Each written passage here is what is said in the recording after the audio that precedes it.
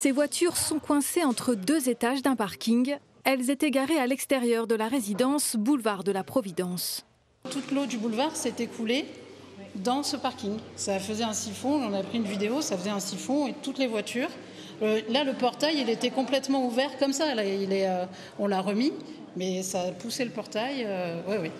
Stéphane habite ici depuis 4 ans. Le rez-de-chaussée de son appartement a été inondé en une dizaine de minutes. J'ai commencé à entendre des bruits comme si c'était de l'orage, mais ce n'était pas de l'orage, en fait c'était déjà les voitures au-dessous du garage. Et après j'ai commencé à voir l'eau entrer là. J'ai vu comme un torrent derrière d'abord, un torrent. Et après je suis venu regarder en bas, l'eau a commencé à entrer, mais on ne peut rien faire en fait.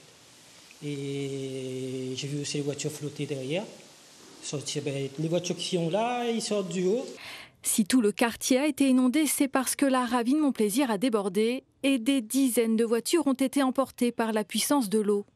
Ce samedi matin, les propriétaires recherchent leurs véhicules qui sont parfois à plusieurs centaines de mètres de chez eux et bloquent l'accès à la route.